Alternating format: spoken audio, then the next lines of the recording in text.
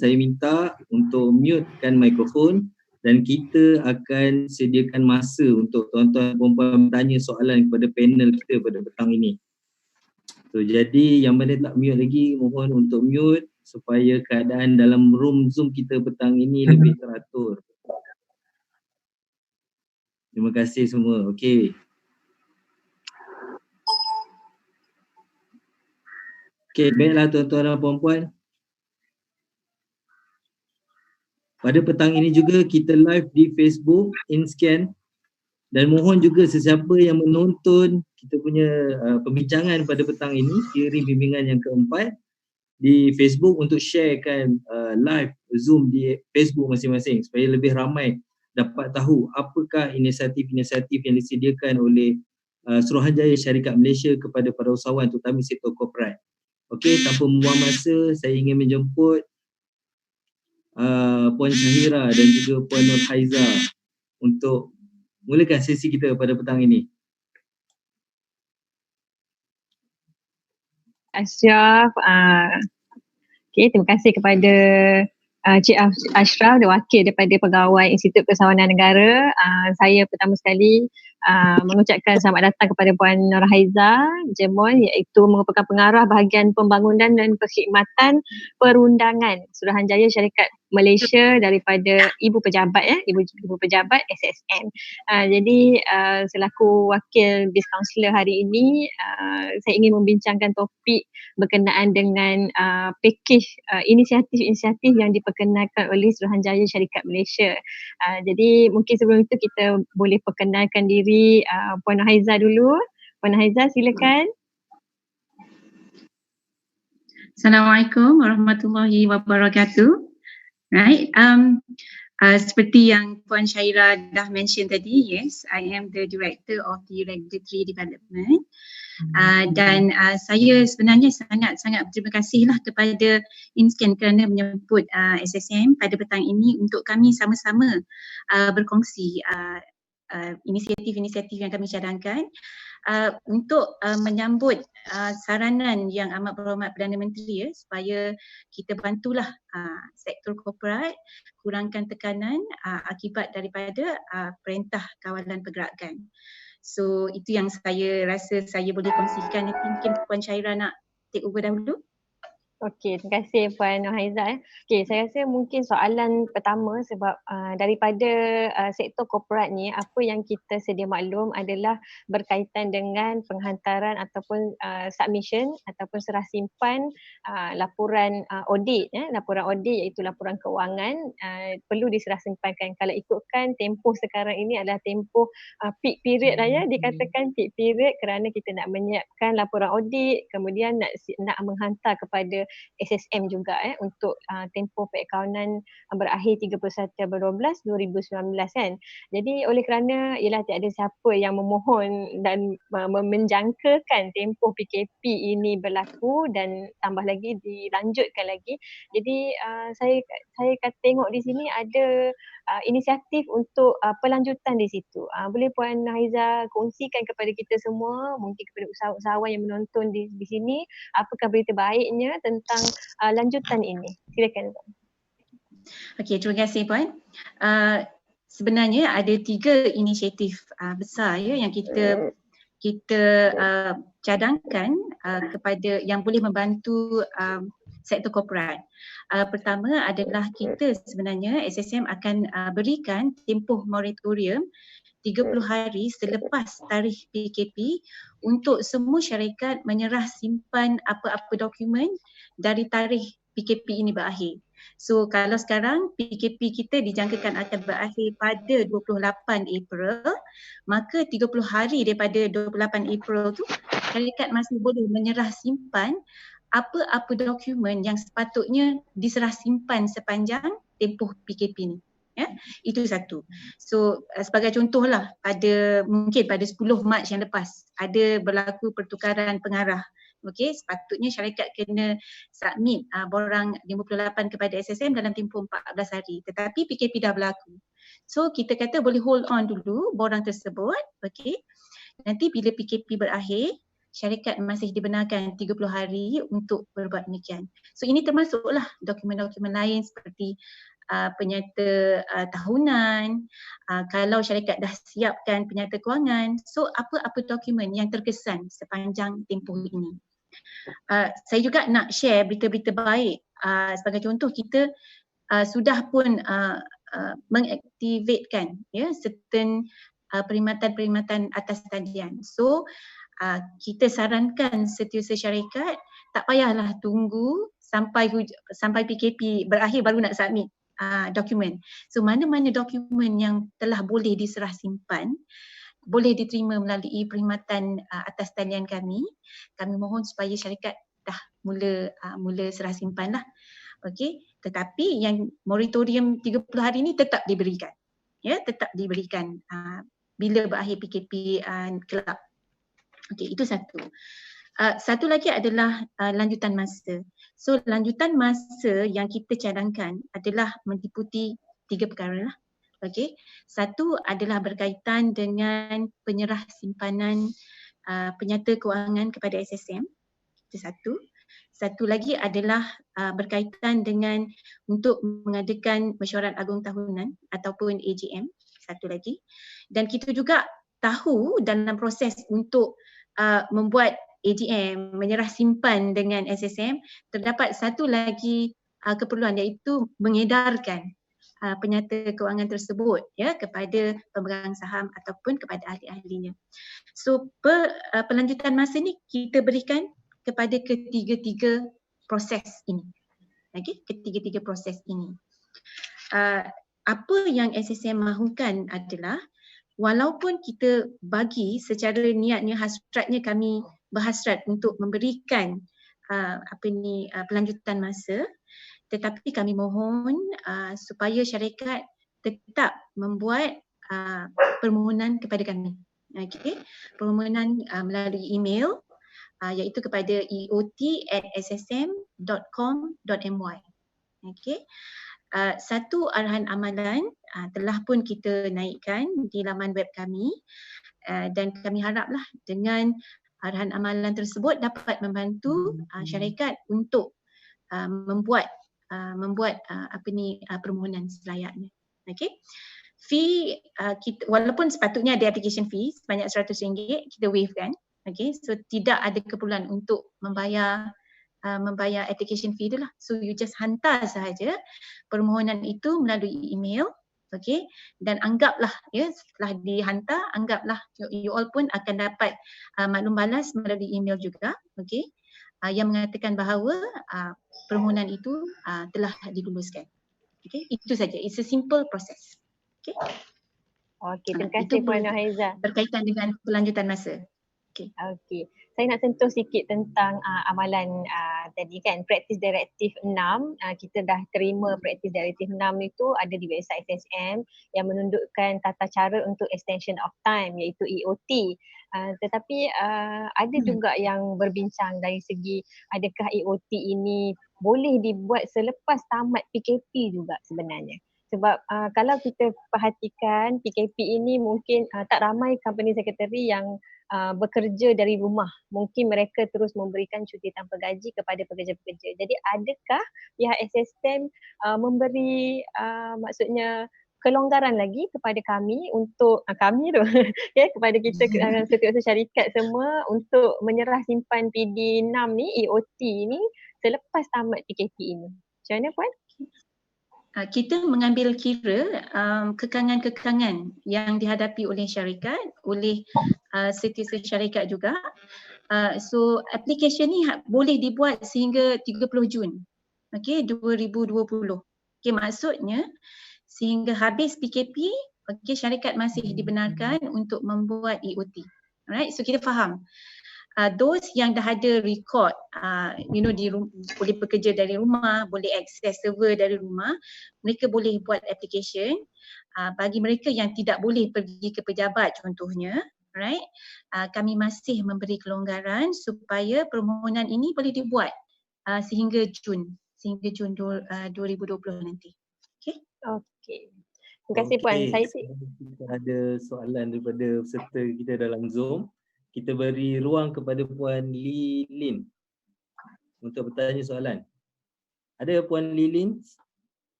Okey, boleh bercakap. Saya dah bukakan mic. Boleh tanya soalan.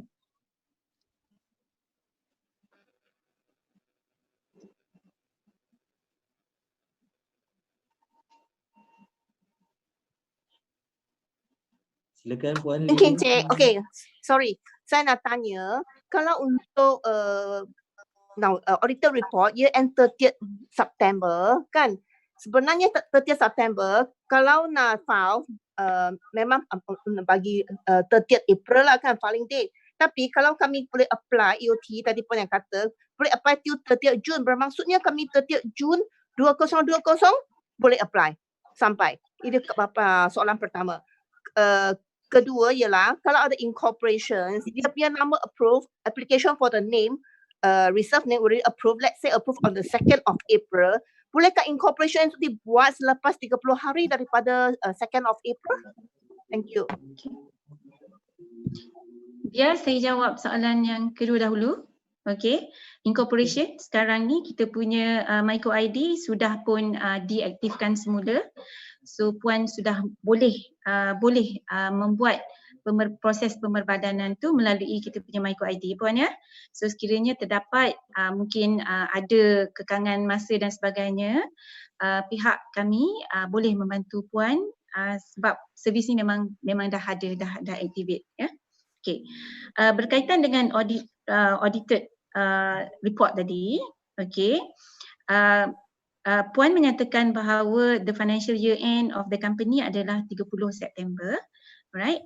So kita mengandaikan sekarang ni proses auditing tu tidak boleh dijalankan. Okay. Dan sepatutnya by 30th April dah submit pada SSM. Alright. So memandangkan terdapat kekangan PKP dan sebagainya, kami membenarkan sebenarnya di application tu untuk dibuat selepas tarikh ini pun. Okay, selepas tarikh April. So tak ada masalah. Sehingga Jun, Puan masih boleh membuat. Kan? Yes, Puan masih boleh membuat the extension of time. Tetapi kena ingat ya, sebab extension of time kita tetap bagi 3 bulan saja ataupun 90 hari saja. Okay, dari tarikh original. So walaupun maksudnya kalau maksud in June dah tinggal sebulan lagi. Sebulan. Okay. Tinggal sebulan. Sebulan saja macam tu. Okay. So kena understand lah ya, kita tetap memberikan pelepasan tersebut tetapi bergantung 90 hari daripada original tarikh serah simpan ataupun the circulation date tersebut. 因为我有 SSM 的东西，我要插你。这样我问你 ，Zoom 不是咩？老师看到100个人哦。Okey, terima kasih. Puan, hello. Boleh dengar? Hello. Hello. Ya, hai Encik. Bolehkah saya tanya kalau sebuah company kan dia punya annual return kan, dia punya grace period dia grace period fall under MCO period. So untuk 30 hari moratorium period kan, dia adakah lepas MCO kan, bolehkah mereka submit annual return without any penalties untuk keadaan ini? Thank you. Ya, boleh. Ya, boleh. Boleh. Apa-apa dokumen yang sepatutnya diserah simpan di sepanjang tempoh MCO ni, ya, tuan-tuan dan puan-puan boleh menyerah simpan dokumen tersebut 30 hari, okay, selepas tarikh PKP berakhir. Okay, saya tadi dah berikan contoh. Okay, contoh PKP kita mungkin berakhir pada 28 April. Tuan-tuan dan puan-puan ada tambahan 30 hari daripada 28 April untuk menyerah simpan semua dokumen yang terkesan akibat PKP ini. Okay. Sorry ya, yang ini termasuk untuk grace period punya company kan, untuk submission under grace period punya 7 hari grace period. Yep, 30 hari itu dianggap sebagai sekarang ni anda diberikan 7 hari grace period. Kita sekarang ni panjangkan kepada 30 hari. So which means kalau itu company dia punya annual return due on 18 March, dia sepatutnya dia ada 7 hari grace period sampai 25 March. Dia punya grace period. So jadi after the end of MCO kan, dia ada 23 hari lagi lah untuk buat submission lah. Boleh cakap macam 30 hari. No. Tuan ada 30 hari. ada 30 maksudnya hari. termasuk dengan Yes. grace period lah maksudnya. Yes. Termasuk Yes. grace period lah. So dah ada Betul. penalty. Okay, boleh. So boleh. termasuk. Okay, thank you. Kalau ikutkan tadi Puan Nur Haizah pun ada maklumkan tentang semua dokumen SSM boleh ada pelanjutan dekat situ. Okey. Baik, hari ni ramai yang nak tanya soalan sebenarnya. So ramai yang dah berapa. So kita beri peluang pula pada Mr. Brandon untuk tanyakan soalan. Hello Mr. Brandon, silakan. Boleh. Puan Nur Haizah, saya nak tanya tentang ni bertentangan kempen mengurangkan kompaun sehingga 90% yang sepatut berakhir pada 30 hari bulan April ini. Adakah dia akan berlanjut ke atau macam mana? Kalau MCO dia sepatutnya berakhir 28. Jadi tinggal 2 hari lagi untuk menghantarkan semua itu financial statement untuk yang tahun-tahun lepas yang sepatut lewat secara simpan. Macam mana ni? Kita akan lanjutkan, itu adalah satu inisiatif kita iaitu untuk melanjutkan tempoh kempen pematuhan kita sepatutnya berakhir pada 30 April. Kita panjangkan sehingga 30 Jun. Okey, sehingga 30 Jun. So masih boleh menikmati lagi potongan sehingga 90% ya. Compound. Takluk kepada syarat-syarat kita lah. Okey. Terima kasih. Nampaknya sebenarnya ramai company secretary yang bertanya soalan di sini ya. Kalau boleh saya bacakan soalan daripada Zoom ini juga daripada Tan Laura. Kalaulah financial year end tamat pada Ogos, ya Puan Nur Haizah, tamat pada Ogos, due date submission dia pada March. Saya rasa soalan ni lebih kurang je sebenarnya. Oleh kerana lockdown ni, boleh tak kita submit 30 hari selepas MCO? Walaupun sebab MBRS belum buka setahu saya. So MyCode ID sahaja dah buka. Jadi ni berkaitan dengan MBRS kan. Jadi apa pendapat Puan Nur Haizah? Ya, kita masih berikan 30 hari lagi ya, moratorium period. Okey. Tetapi untuk extension of time memang kita untuk financial year ending August dan sebelumnya memang tidak dapat benefit. So maksudnya masih tetap kena submit lah ya Puan kalau yang financial year sebelum. Ya, tetap submit dan kita bagi tempoh moratorium 30 hari itu.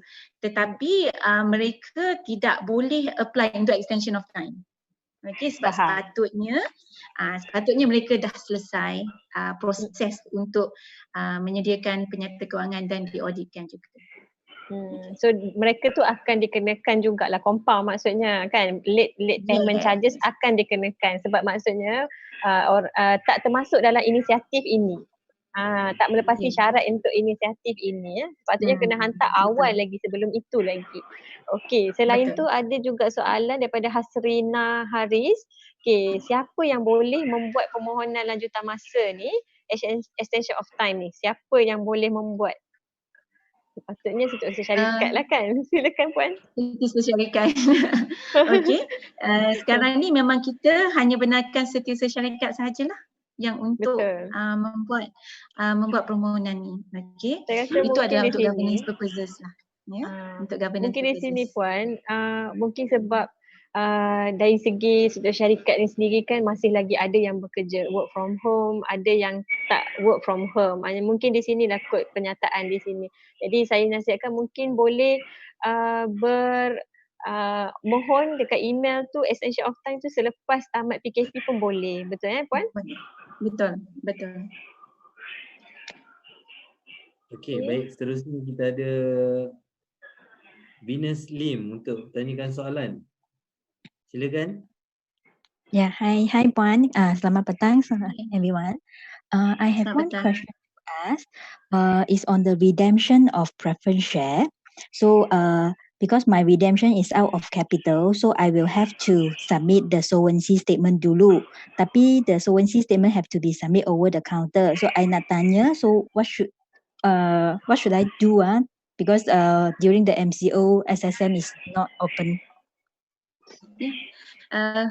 Like I said earlier, okay, apa-apa sahaja, apa-apa serah simpan dokumen yang tidak boleh dibuat dengan SSM sewaktu MCO ni, Puan boleh berbuat demikian selepas berakhirnya MCO nanti.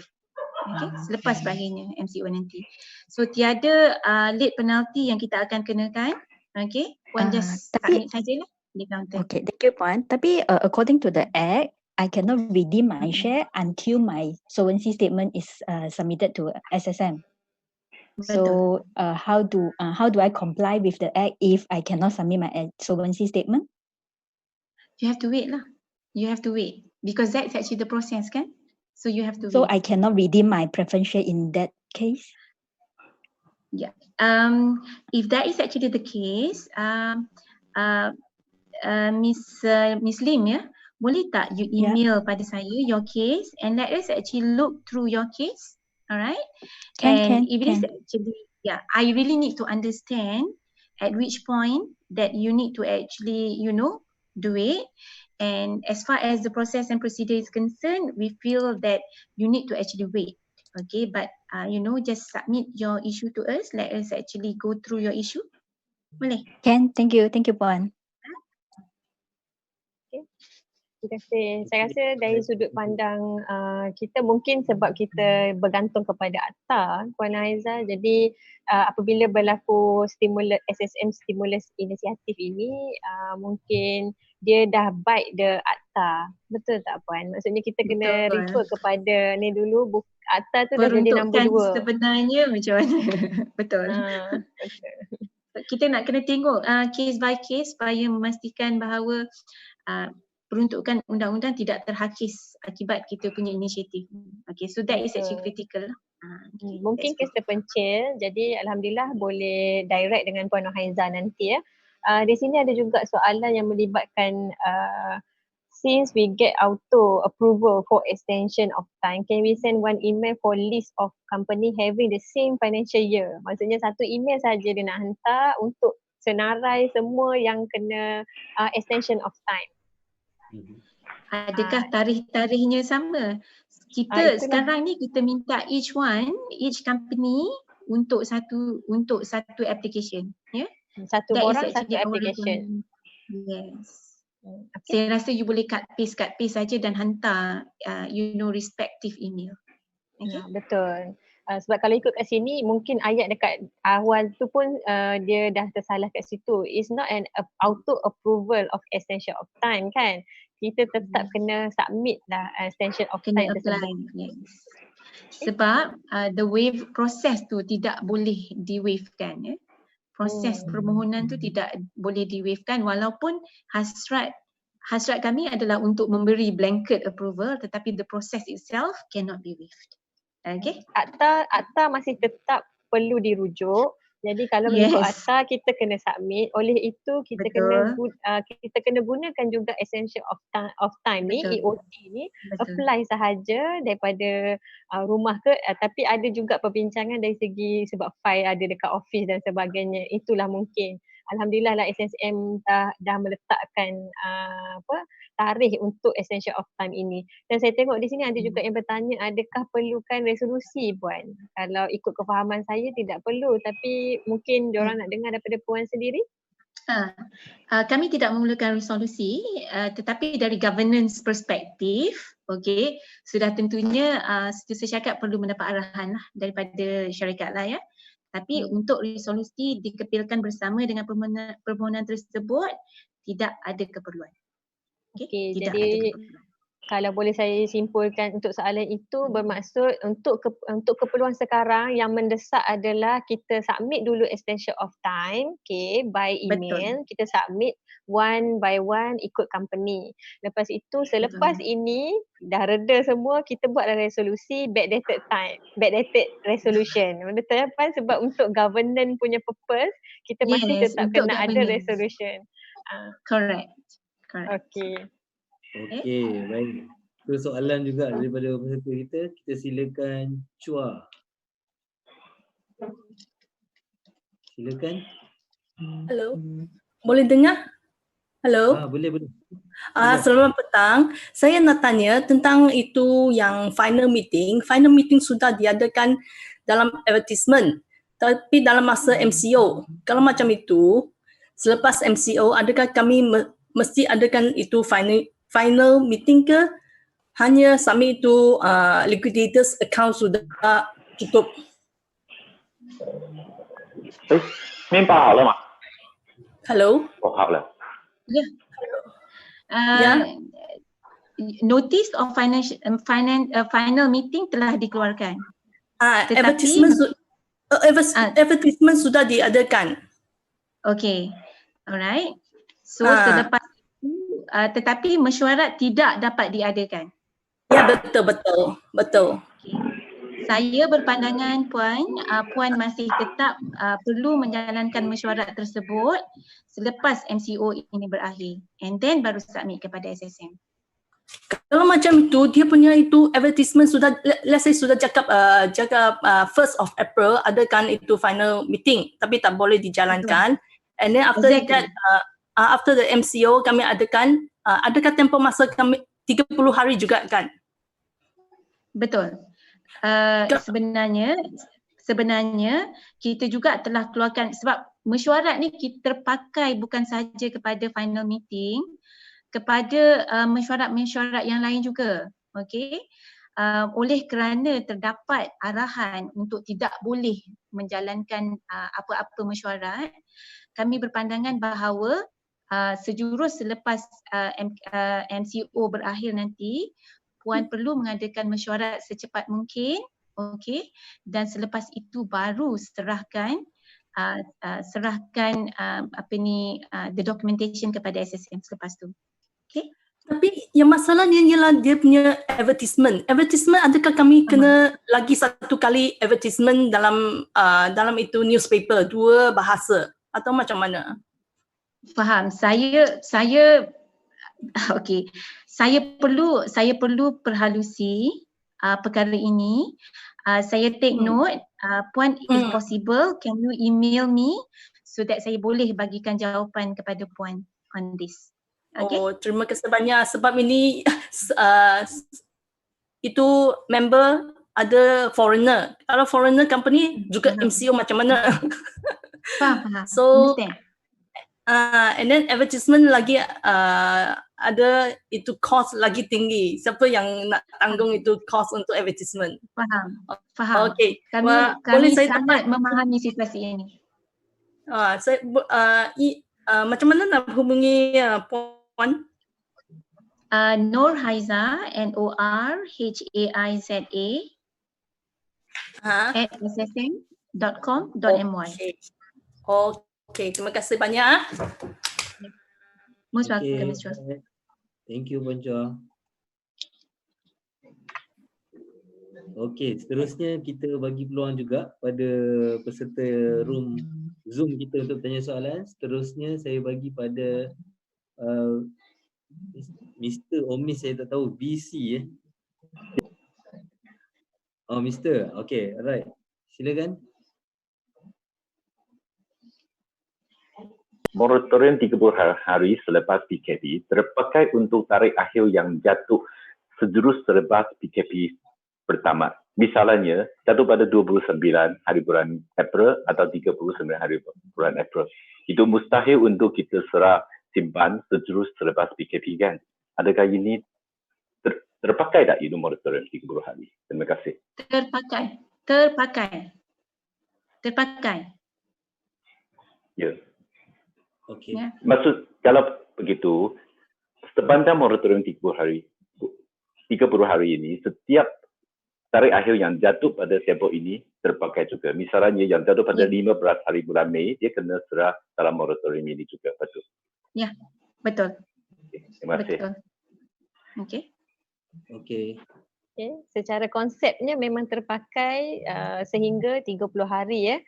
Okey. Ya. saya Lepas tu nak ambil nanti 7 hari grace period tu akan akan terpakai semula lah.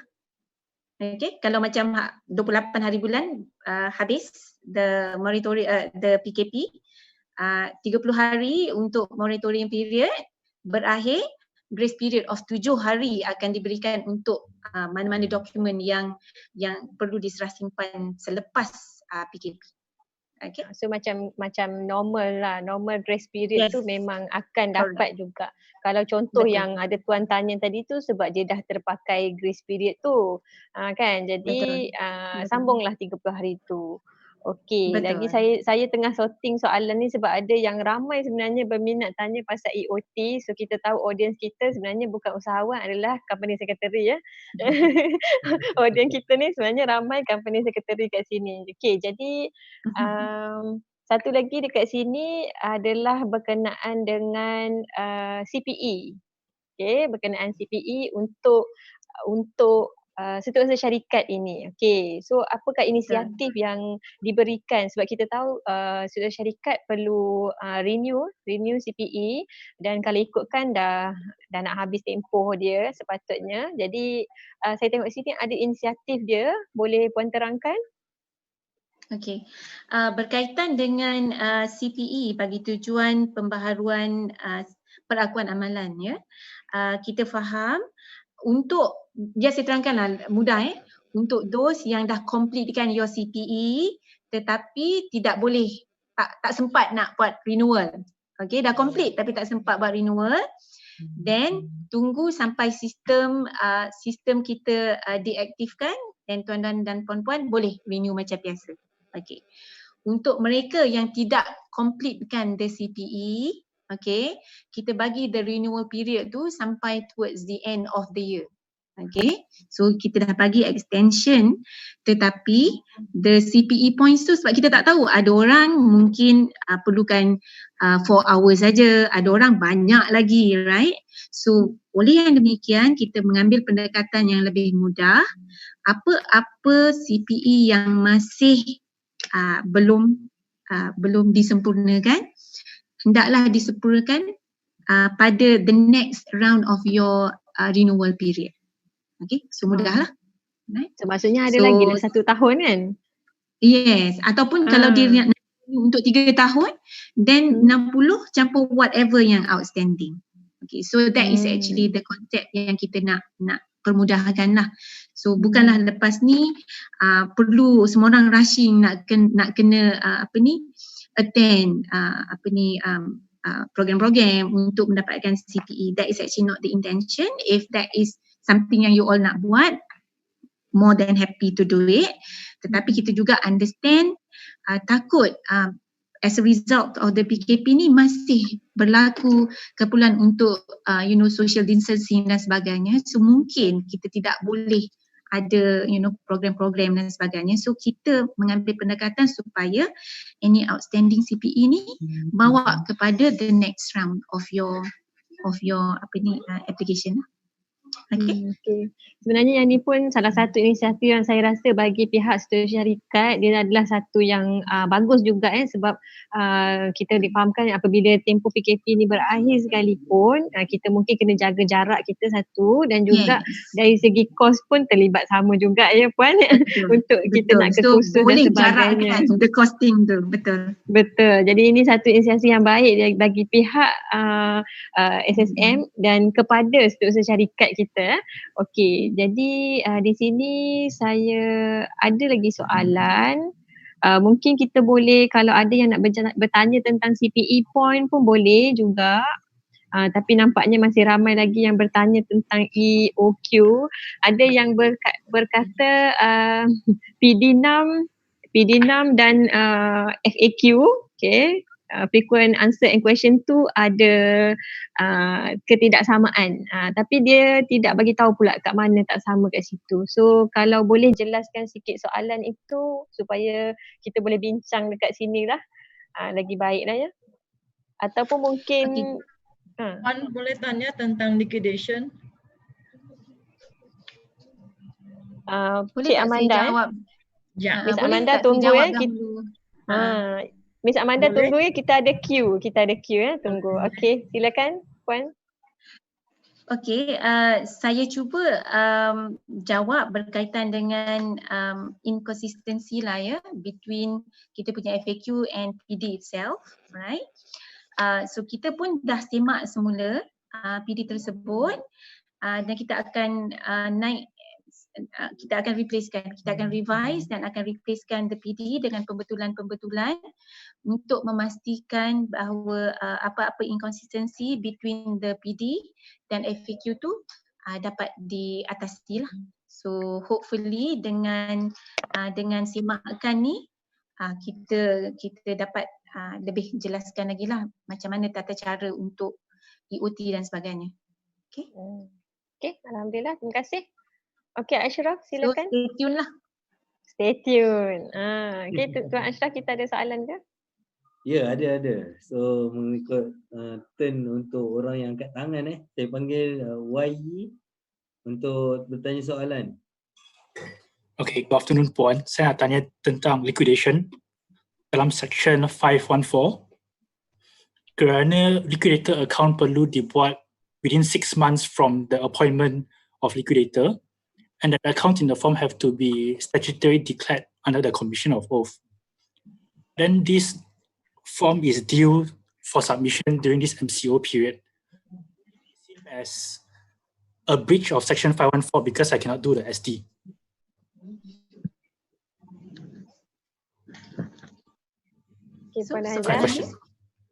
That's my question. Kalau saya tak buat SD dalam bulan period ni, kerana saya tak boleh. Mr. Y. Yeah. Mr. Y, okay, tak apa, I bagi tahu Okay. Puan Azhar, maksudnya breach of again about X lah, tentang Akta 550 kan kita kena submit. Okay, jadi dia tak dapat nak buat statutory pengesahan Pesuruhjaya Sumpah. Jadi apa yang berlaku? Sekali lagi lah. Ini berkenaan dengan Akta. Dia konsep yang sama lah because PKP ni juga sebenarnya peruntukan undang-undang, bukan sesuka hati, right? Betul. So kita mengambil pendekatan bahawa apa-apa dokumen yang terkesan boleh di orang kata di updated lah, after the PKP is over. Ya, contohnya you ada masa 30 hari, so dalam masa 30 hari nanti dapatkanlah commercial of oath dan sebagainya dan terus submit kepada SSM dalam tempoh tersebut. Okay, thank you. Thank you Mr. Y. Sebab setahu saya Commissioner of Oath ni, Pesuruhjaya Sumpah pun bukan termasuk dalam essential services. Bukan termasuk. Jadi bila bukan termasuk, kita tak boleh nak buat segala urusan yang melibatkan itu. Okay, melibatkan stamping, Suruhanjaya dan juga kalau kita stamping dekat lembaga hasil sekalipun tidak dapat menggunakan stamp dekat website tu. Jadi Akta ini akan letak tepi dulu. Kita kena bersyukur sebab ada inisiatif yang diumumkan oleh SSM ini, kita pakai inisiatif ini dulu. Betul ya Puan? Betul. Okay. So saya dalam masa yang sama saya menjawab ada salah satu soalan tersebut juga tentang dia nak submit financial statement ni tapi tak dapat nak certified dengan Pesuruhjaya Sumpah. Jadi tak dapat submit jugalah. Kan? Dan ada satu lagi soalan Puan, saya ambil satu soalan lepas tu kita pass over kepada floor berkenaan dengan MBRS. Okey, kita dah sedia maklum Myco ID telah diaktifkan. Okey, Myco ID diaktifkan pun mungkin ada pihak setiausaha ni tidak dapat nak membuat kerja kan, tapi sekurang-kurangnya kalau yang mana boleh buat kerja tu dah boleh buat kerja. Okey, jadi adakah dalam perancangan pihak SSM untuk mengaktifkan MBRS pula? Okey. kita telah pun menerima banyak request lah ya untuk kita activatekan MBRS. Tetapi ada a few issues yang kita kena resolve lah. Sebab kena bear in mind kita pun work from home juga. So there are certain issues yang we have to resolve sebelum kita boleh activatekan. Sebagaimana kita resolvekan certain issue untuk EasyBiz, untuk untuk Micro ID dan sebagainya. So MBRS pun proses yang sama juga perlu dijalankan. So katakanlah kami telah dapat resolvekan all those issue, then insyaAllah kita akan activatekan lah. Yeah. So please bear with us during this time. Kita sebenarnya put priority of servicing the public, tapi at the same time there are certain issues yang we also need to actually must make sure that bila kita activatekan apa-apa proses, okay, apa-apa perkhidmatan, dia tidak menambahkan susah lagi, okay, kepada syarikat atau setiap syarikat. So you have to understand where we are coming from juga. Okay. Kita kalau boleh nak win-win situation kan Puan kan, di antara SSM, setiausaha syarikat dan juga pengarah sebenarnya. Saya sedang menunggu soalan-soalan daripada pengarah ni, tapi nampak gayanya setiausaha syarikat yang datang mewakili pengarah-pengarah kita semua ni. Okay, kita back to Cik Ashraf. Okay, baik. Terima kasih. So kita beri peluang pada Encik Muaz untuk bertanya soalan. Silakan Encik Muaz. Assalamualaikum warahmatullahi wabarakatuh. Terima kasih Puan Nur Haiza dan juga InScan serta pihak SSM. Saya ada dua perkara. Yang pertama soalan terkait dengan CLBG, Company Limited by Guarantee. Bagaimana dalam kondisi di mana perlu ada CLBG ni semuanya melalui submission over counter. Tetapi contohnya CLBG yang terkait di bawah kementerian dan memerlukan diefekkan penambahan Board of Trustee dan sebagainya. Ada tak satu cara kita boleh facilitate perkara ini, yang pertama. Yang kedua, cadangan daripada kami di... Encik Muaz. Maksudnya CLBG kebenaran ataupun kelulusan daripada jemaah menteri ya soalannya? Sama ya, biasanya jemaah menteri. Okey. Daripada KBDN KK, perlukan menteri KBDN KK, contoh kelulusan untuk menambah Board of Trustee ataupun ahli lembaga pengarah, dan itulah kebanyakannya. Kedua, cadangan daripada pihak kami di Persatuan Company Sekretari Wilayah dan Selangor baru tertubuh baru-baru ini. Kami ingin mencadangkan sekiranya pihak SSM dapat mempertimbangkan agar diberikan pengecualian permohonan AOT, kerana kita bimbang sekiranya selepas PKP akan berpusu-pusu orang ke SSM dan benda tu mungkin akan menyebabkan satu kekalutan. Mungkin itu boleh dipertimbangkan. Wallahualam. Sekian saja. Assalamualaikum warahmatullahi wabarakatuh. Okay. Terima kasih. Alright, biar saya jawab pasal yang EOT tu. Sebenarnya EOT tu telah boleh dibuat melalui email pun. Okay, so even nanti PKP berakhir, the application must still be done through email. Okay, so email at eot@ssm.com.my. Okay, so tidak ada keperluan untuk datang ke SSM just untuk submit application for EOT. Okay, kita dah buka pun sekarang, dah boleh pun mula untuk membuat application. Okay, berhubung dengan macam mana nak facilitate submission of certain documents untuk CLBG. Okay, kami faham duduk perkaranya, tetapi at this juncture, the general view is that semua application sebenarnya, semua keperluan untuk penyerah simpanan dokumen dengan SSM, okay, the 30 hari moratorium tu sebenarnya terpakai. Okay, so terpakailah nanti sampai 30 hari. Tinggal lagi isu-isu seperti how do you actually effect, sebab mungkin ada keperluan untuk terus nampak the changes, okay, in our system dan sebagainya. So this is a very unfortunate circumstances, okay, sebab satu, dia akan ada keperluan untuk pergi ke pejabat menteri juga, and semuanya perlu kepada terdapat keperluan untuk datang ke SSM to submit the document. So kita sedang memikirkan cara yang terbaik untuk membantu CLBG lah. Okay, sama ada boleh atau tidak masukkan melalui application melalui email terlebih dahulu dan sebagainya. Ada isu-isu yang practical issue lah yang kita kena addresskan. Okay, so hopefully bila kita dapat jalan penyelesaian yang terbaik, kita boleh maklumkan melalui our website, our FAQ dan sebagainya. Okay, but for the time being, the general rule masih terpakai lah ya. So maksudnya apa-apa permohonan, apa-apa pengemas kinian, okay, hendaklah diserahkan kepada SSM hanya selepas PKP berakhir dalam konteks 30 hari itu. So that is the general rule yang terpakai sekarang. Tetapi we hear your issue. Okay, berkaitan dengan keperluan untuk facilitate, kita sedang cari jalan penyelesaian untuk membantu. Okay. Okay, terima kasih kepada Cik Muaz. Mungkin nanti boleh ke website SSM, sila lihat PD6 telah dikeluarkan PD6, tapi mungkin akan ada revise PD6 tersebut bergantung kepada Puan Nohaiza tadi ada komen tentang PD6 kan. Jadi kalau ada yang terbaru sila rujuk website SSM. Okay. So terima kasih kepada soalan itu. Saya nak mengambil soalan di sini lagi. Okay. Okay.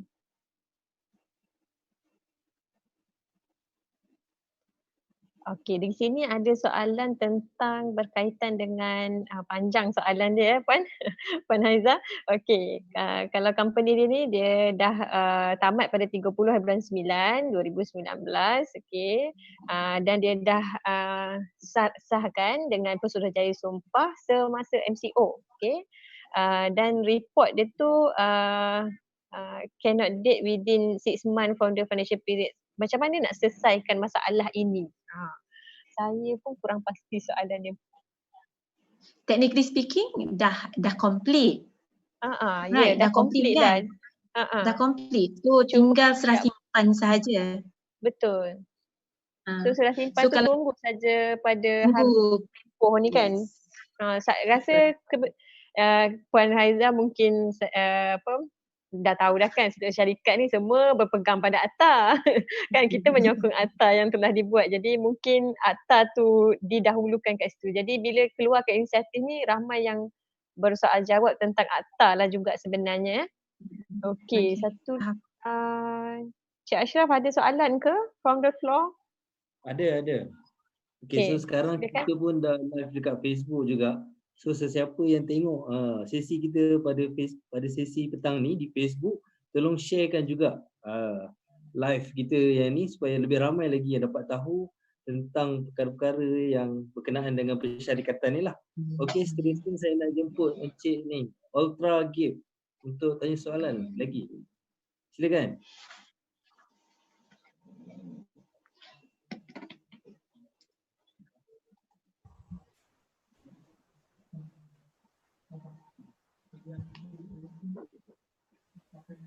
Okey, tak ada. Okey, seterusnya kita jemput ni Puan Karisa. Puan Encik Tuan, sila. Selamat petang. Boleh dengar ya? Boleh. Okey, yang tadi balik kepada CPE, due to social distancing, everybody is using live or online seminar. Under SSM punya guideline tu, kalau live seminar tu dia ada dia punya kuota. So macam mana dekat dengan coming to count the points. Dan lepas tu yang tadi, yang lagi satu tu, the date of the SD. Kalau macam tadi tu penggulungan tu winding up, kalau date tu fall in between 18 March until 30th March tu, commissioner tak kerja. Kalau date tu boleh bawa ke depan tak during commissioner time? Okey, Puan Miss Karisa, Soalan itu kita dah jawab ya tadi. Soalan yang kedua tu kita dah jawab. Berkenaan itu statutory Commission of Oath memang tak kerja, jadi boleh dipanjangkan selepas habis tempoh MCO. Okay, back to first question. Boleh ulang balik tak? Okay, under CPE point, under license secretary, under SSM, dia ada quota for actual seminar, SSM seminar, live seminar, online seminar tu. Dia ada dia punya quota kan? Are you suggesting SSM untuk buat Ada live tak? seminar? Ada tak? Tak. Oh, ada atau Ada tak? tak? Ni masih nak kumpul CPE lagi lah ni kan? Okay. Dah habis tu. Okay, Puan Haiza ada tak SSM mengadakan live session, online session ke, live session ke untuk mengumpul CPE ni, untuk sekretari ni? Okay. Saya rasa that is actually in the pipeline. Tapi saya rasa soalan daripada Puan Karisa ni tadi, dia kata kita punya kuota adalah, saya rasa cuma mungkin CPE hours yang kita recognize untuk online tu sedikit. Yeah. So in the future sama ada kita boleh naikkan atau tidak untuk mengambil kira lah the social distancing dan sebagainya. Okay. Puan Karisa, terima kasih atas pandangan ni. Saya akan bawa pandangan ini kepada the relevant division, bahagian yang berkaitan, dan saya rasa kita boleh pertimbangkan untuk naikkan the quota tu melebihi certain CPE points supaya kita boleh observe lah the social distancing. At the same time, Company Secretary boleh benefit from the program yang diadakan online.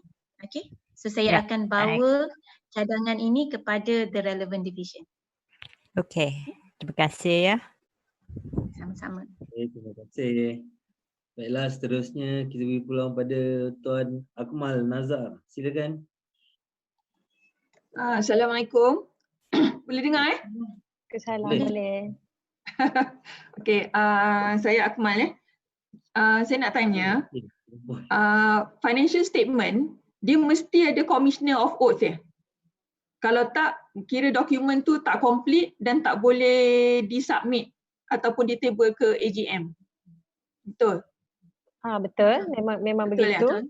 Betul. So maknanya memang kita tak ada pilihan sebab sekarang Pesuruhjaya semuanya tak boleh kerja.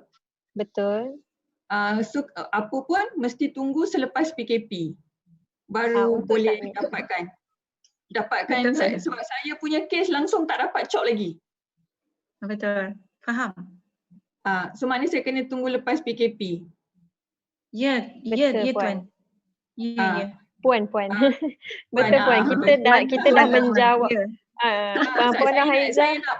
Saya nak pengesahan je sebab di pihak belah company dekat saya ni, sebab saya in-house. Ada usaha-usaha nak mendapatkan juga commissioner tu suruh sign, which is saya tak boleh digest lah benda tu. Sebab tu saya nak tanya. And then and definitely saya tak tahulah kalau kata dapat sekalipun, which is saya rasa macam tak logik. Saya tak boleh datekan commissioner tu sign dalam masa PKP sebab commissioner tu tak bertugas pun dalam masa ni. Betul tak? Ya, betul. Dia macam melanggar akta lah juga, melanggar etika lah sebenarnya kan, kita meletakkan date tersebut dalam tempoh PKP ini sebab Commissioner of Oath mereka bukan essential services. Macam you cakap tadi kan, dia bukan essential. Okay, satu lagi, minta maaf saya ada few questions. Ni dah berdepan dengan Puan Haiza ni macam-macam nak tanya. Okay, ada tak pihak SSM berbincang dengan pihak Bursa Malaysia dari segi deadline untuk submit financial statement? Because SSM dah bagi like 3 months, tapi macam Bursa, kalau tak salah saya dia bagi sampai Mei saja. So macam mana saya nak take advantage, saya boleh apply for 3 months extension whereas saya kena submit kat Bursa bulan 5 dan saya nak dapat Pesuruhjaya tak boleh. Ada tak SSM berbincang dengan Bursa untuk hal ni?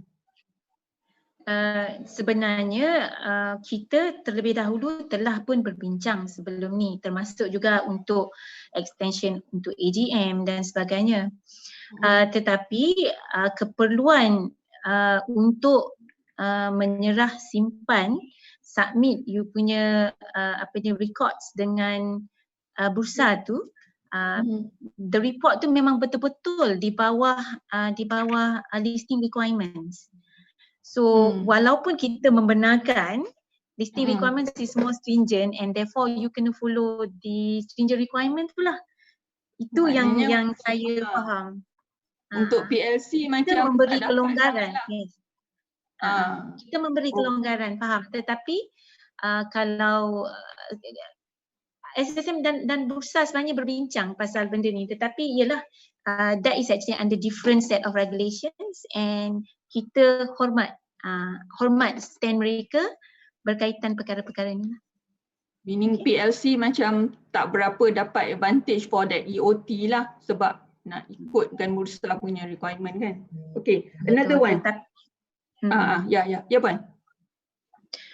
Tetapi sekiranya Puan merasakan bahawa memang betul-betul suatu ni is not practical, Puan boleh saja actually inform bursa lah sama ada mereka juga boleh membenarkan an extension of time sama seperti SSM. Okay, boleh. Another question. Okay, kalau ikut FAQ untuk EOT AGM, boleh tak saya nak minta pencerahan kenapa Disember year end tak termasuk? Okay, kita akan technically speaking at that point of time, kita merasakan bahawa PKP tu kita punya PKP tak lama, tak panjang. Okay, tak panjang. Okay, so now having considered kita punya PKP ni yang akan dilanjutkan dan akan dilanjutkan lagi kemungkinan kita tak tahu.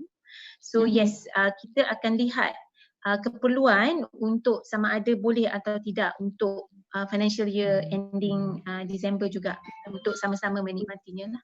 Okay. Okay.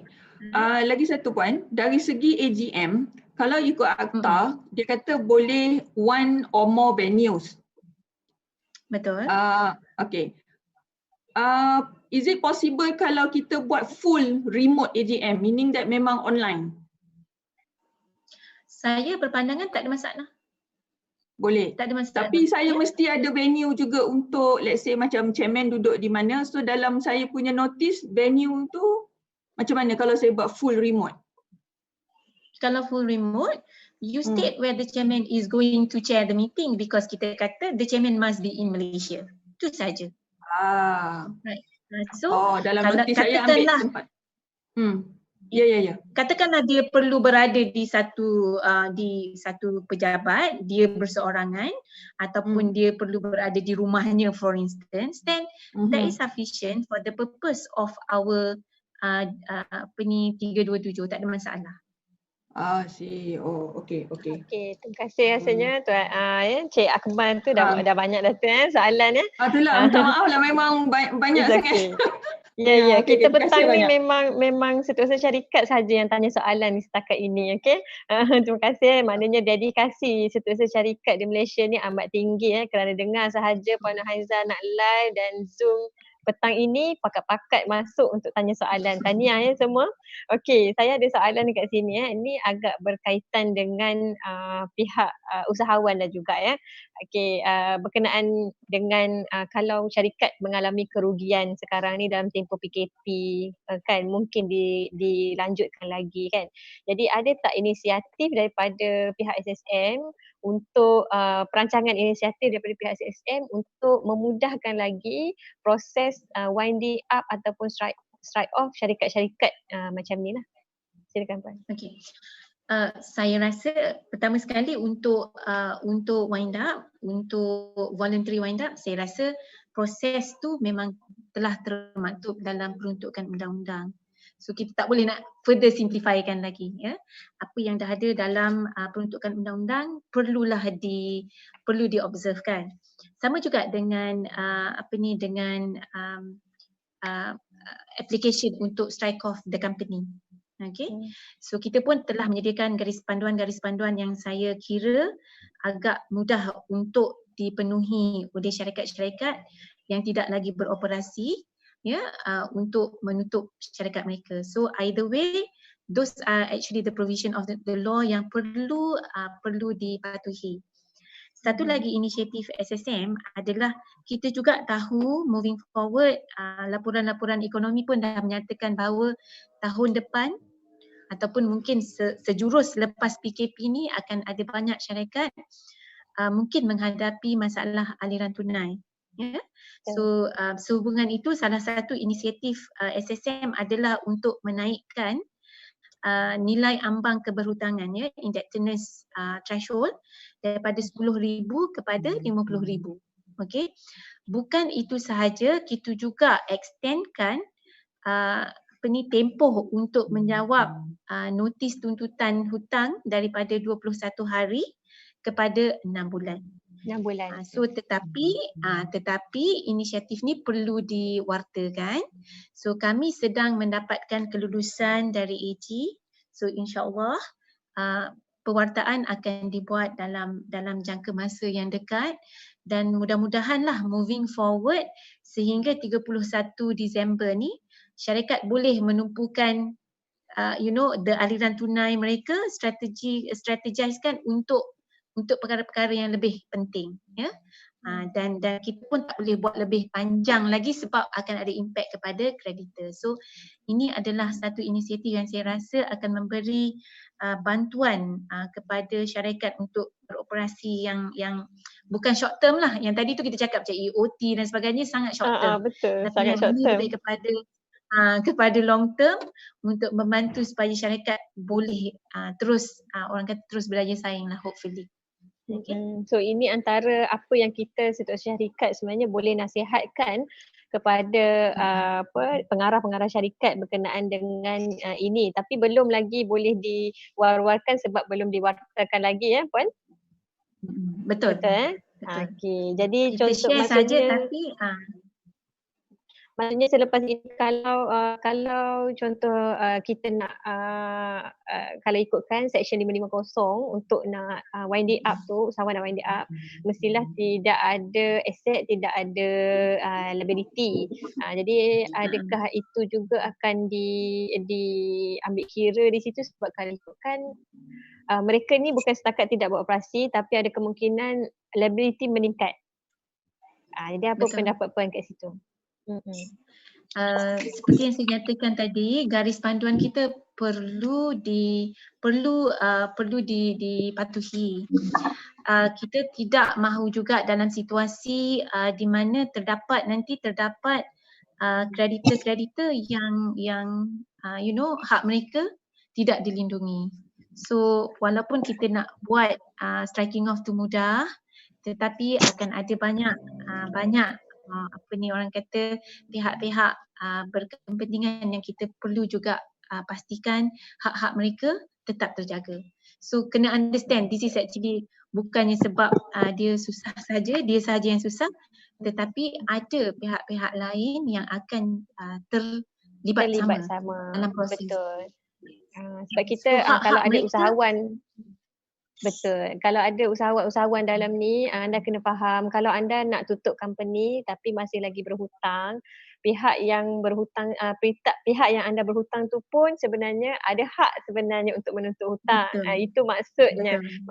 Jadi sebab itulah SSM keluarkan Section 550 ini mestilah kena kosong dulu aset, kena kosong dulu liability.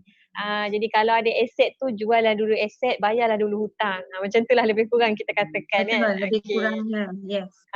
Okey, satu lagi kita ada soalan di sini.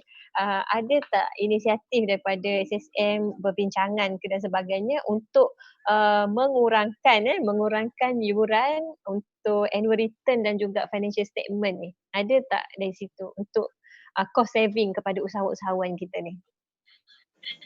Buat masa ini kita belum membuat kajian berkaitan perkara ni, tetapi saya ambil cadangan ini dan saya akan bawalah kepada pihak pengurusan SSM sama ada ini adalah satu inisiatif yang kita boleh consider untuk membantu syarikat-syarikat di masa hadapan untuk mengurangkan tekanan kewangan lah ya. So saya akan bawa kepada management dan perkara ini perlu diperhalusi because at the end of the day ini adalah kita kutip fee ni adalah untuk kerajaan. Itu saja kan. SSM sebenarnya adalah ejen kerajaan. So agensi kerajaan dan mengutip bagi pihak kerajaan. So apa sahaja pengurangan fee dan sebagainya, kita perlu sebenarnya mendapatkan kelulusan sewajarnya oleh pihak kerajaan. Tapi kalau kita sedia maklum dengan inisiatif yang diberikan oleh SSM juga, kita ada lanjutan untuk 90% diskaun itu. Jadi boleh ambil dekat situ lah sebenarnya kalau berlaku compound tu dan sebagainya, boleh ambil dekat situ.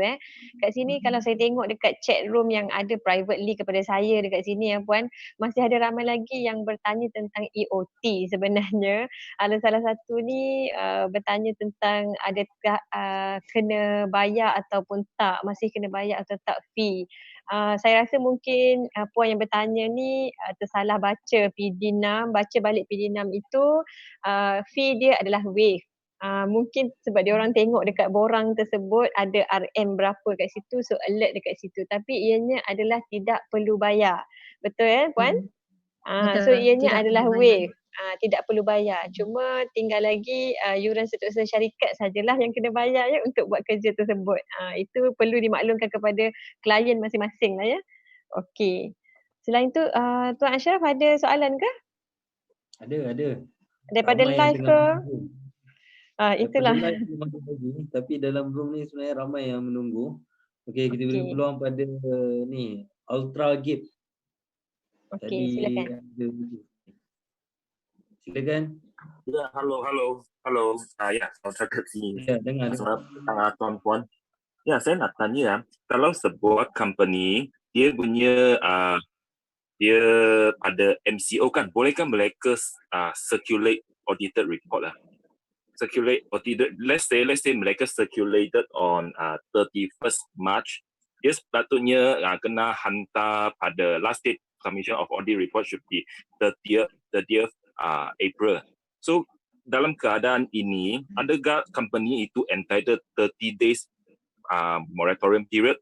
Lepas tu adakah dia boleh circulate pada MCO during MCO? Thank you. Okay, MCO sebenarnya tidak menghalang circulation of documents. Sebenarnya kita pun galakkanlah syarikat untuk explore the provisions of law untuk membolehkan circulation of documents. Dia dibenarkan pun dalam kita punya akta syarikat. So tak ada masalah during MCO untuk circulate your financial statements, dan sekiranya telah disirkulatkan, sepatutnya 30 hari daripada tarikh circulation tu perlu diserah simpan dengan pendaftar. Tetapi dalam konsep MCO ni kenalah tunggu sampai PKP berakhir dan masih boleh menggunakan 30 hari moratorium period selepas PKP berakhir untuk submit di circulated and approve audited report tu tadi. Okay, so tak ada masalah. Circulate saja sekarang pun tak ada masalah. Okay. Sorry ya, so maksudnya kalau yang itu company circulated on 31st March kan, kalau itu MCO end tamat pada 28 April. 28 April. So which means dia company itu masih kena hantar sebelum 30 April. Betul kah? Atau dia ada moratorium? No. You ada moratorium 30 hari lagi. Dari 28 April nanti. Okay, dari start from 30th April kan untuk moratorium period 30 hari. Betul. Macam ni Tuan. Betul. Puan Haiza sebenarnya dah bincangkan tentang ini. Mungkin Tuan Atragib kita ni baru masuk kot baru masuk ya. Okey, sebenarnya kita dah bincangkan tentang ini dan banyak dah soalan berkenaan dengan ini. Semuanya Maksudnya extension dah selepas moratorium tu selepas PKP tamat. Sebab itulah kalau kita tengok inisiatif yang ditetapkan oleh SSM ini, mereka mengatakan selepas PKP tamat. Maksudnya selepas MCO tamat. Nampak kat situ tidak ada certain date lagi yang diletakkan di situ. Betul Puan Haiza? Betul. Tak ada date lagi letak kat situ. Jadi kita boleh berpandukan di situ, akta letak nombor 2. Gunakan yang inisiatif yang diumumkan dulu. Boleh tuan? Okey. Ada satu thank you. Ada satu soalan ni puan, yang ni adalah saya kena tanyakan juga sebab dia privately tanya pada saya. Okey. Ini kalau Ogos punya financial statement tak sempat submit sebelum PKP. Okey, ni sebelum PKP. Saya ada pendapat saya sendiri tapi saya rasa puan boleh jawab, adakah mereka ni layak untuk dapatkan extension of time? Okey. Mereka tidak layak untuk extension of time. Okay, so buatlah macam biasa, okay, and get it approved nanti, tetapi mereka layak untuk moratorium lah. Okay, extension of time hanya layak diberikan kepada companies having financial year ending after 31st August. Okay, after 31st August. Kita kena faham kenapa after jelas kenapa selepas Ogos tu sebab sepatutnya yang sebelum Ogos tu dah settle awal sepatutnya. Jadi mungkin berlaku tapi mungkin berlaku sesuatu tak dapat settlekan, mungkin laporan tu baru siap ke dan sebagainya. Okey, apa yang boleh buat adalah selepas tamat PKP ini 30 hari tersebut submit lah, dan bila submit akan berlaku kemungkinan kena compound. Okey, bila kena compound dapatkan pula 90% diskaun compound. So bayar 10% sahaja compound. Betul Puan Haiza? Betul. Saya dapatkan kat situ. Saya rasa inisiatif tu dia dah combine sekali lah. Alhamdulillah lah kat situ kan. Okey. Saya nak ambil soalan kat sini pula. Ini soalan daripada usahawan ya puan. Saya rasa apakah rancangan SSM? Okey, plan B katanya. Plan B SSM kalau MCO ini dilanjutkan lagi. Apakah perancangan dia? Kita sebenarnya telah bersedia untuk memastikan all our services diaktifkan. Okay. Dari segi perancangan kami memang akan ada tim A dan tim B yang untuk kalau sepanjang MCO ni memang kita semua work from home. So sebab tu kita naikkan kita punya activatekan kita punya sistem secara berperingkat. Ya, kita perlu ada test dan sebagainya untuk memastikan perkhidmatan kami tidak terjejas dan tidak menjejaskan mana-mana orang yang menggunakan perkhidmatan kami. So that is actually very important. So katakanlah it is extended, okay, kita akan pastikan mana-mana yang kritikal, yang sangat penting untuk kita pastikan supaya perkhidmatan tu boleh diberikan kepada pihak awam. So mungkin kita akan ada limited services, ya, counter services sangat limited untuk menerima saja dan sebagainya, dokumen, jenis-jenis dokumen dan sebagainya lah. Itu adalah dalam konteks perancangan kami untuk membolehkan kita beroperasi seminimum mungkin, tetapi ada impak yang besar untuk memastikan semua perkhidmatan dapat diberikan kepada syarikat-syarikat. Okey, puan, dia saya rasa mungkin last soalan tentang EOT sekali lagi, sebab EOT tu dalam PD6 ada format. Okey, so dari PD6 ada format, so ada yang bertanya di sini, okey, adakah kita guna yang ada dalam FAQ untuk hantar email ataupun kita guna yang dalam PD6 untuk kita hantar email?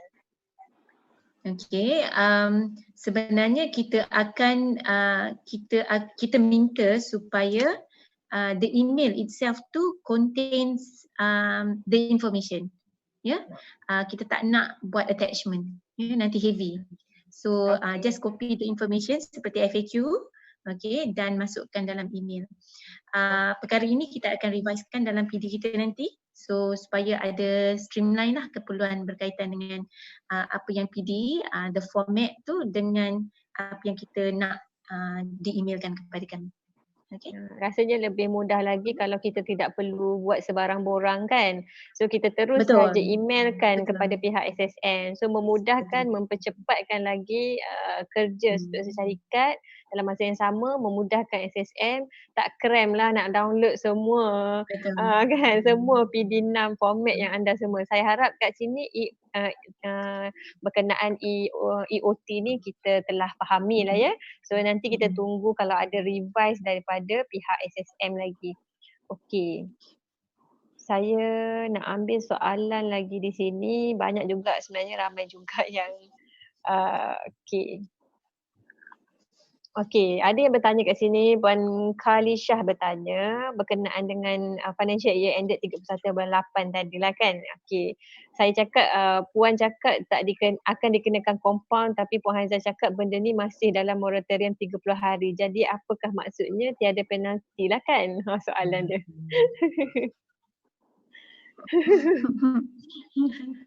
Okey, sebenarnya kalau technically speaking sepatutnya kalau the financial year end tu sebenarnya dah siap semua. Tinggal lagi tidak sempat sahaja untuk tak sempat hantar. Ya, the process itself tu sebenarnya dah fulfill all the requirements of the law. So saya rasa dia tak attract lah late lodgement, tak attract any compound. Yang kita takut sebenarnya dah ada lewat sekelit, lewat semua lewat lah. So kalau ada lewat kelewatan, tu panjang sangat. Kalau ada betul. kelewatan yang tidak mengikut peruntukan undang-undang, kemungkinan boleh dikompaunkan. Itu saja. Tetapi bila submit pada moratorium period nanti, late lodgement tidak dikenakan. Itu saya boleh garanti, late lodgement tidak dikenakan. Okay, yang garantinya late lodgement saja tidak dikenakan ya Puan. Yang compound itu kalau selepas dalam tempoh betul dalam tempoh 30 hari tersebut kita boleh submit kan, tapi kalaulah efektif bahagian compound ini mereka akan compound dengan cepat. Itu maksud saya. Jadi kita pun tak tahu adakah kena compound ataupun tak, tapi katakanlah kena compound. Okey, maksudnya dalam tempoh 30 hari itu selepas je PKP tu Puan kena submit cepat-cepat lah maksudnya, sebab dah tahu dah yang ni yang lama dah ni. Kan yang sebelum PKP lagi ni. So kena submit cepat-cepat.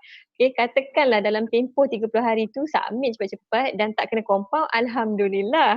Tapi kalau kena compound juga, bayarlah mengikut yang 90% diskaun compound itu. Okay, itu pendapat saya lah juga Puan Haizah. Okay. Okey, satu lagi kat sini. Okey, ini adalah berkaitan dengan My Data dan e-info. Okey, soalan dia adalah adakah SSM akan buka My Data dan e-info ini kerana perlukan download dokumen untuk apply loan kepada bank. Di sini setahu saya My Data dengan e-info dah buka. Tapi Puan boleh jawab ya. Ini soalan daripada SSM. Silakan Puan.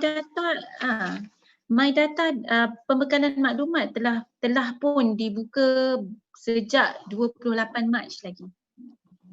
So tidak ada sebab lah ya data-data tidak boleh dibekalkan ataupun tak boleh nak dapatkan maklumat-maklumat untuk tujuan untuk mendapatkan pinjaman dari bank dan sebagainya. So since 28 Mac ya, My Data e-info telah diaktifkan. EasyBiz Puan, EasyBiz belum dah EasyBiz, buka ke? okey. Mungkin saya boleh kongsikan perkhidmatan-perkhidmatan yang telah kita buka secara berperingkat. Okey, untuk e-info dan My Data ya, pembekalan maklumat telah mula dioperasikan secara online pada 28 Mac. Okey. Portal EasyBiz pada 30 Mac. Okey. Myco ID pada 2 April. Myco ID untuk charges ya, untuk pendaftaran charges pada hari ini. Okey. Untuk application for company secretary yang baru ya, orang yang tidak pernah berdaftar untuk Section 241 bermula dari semalam. Okey. And then untuk my LLP juga pada hari ini. Okay.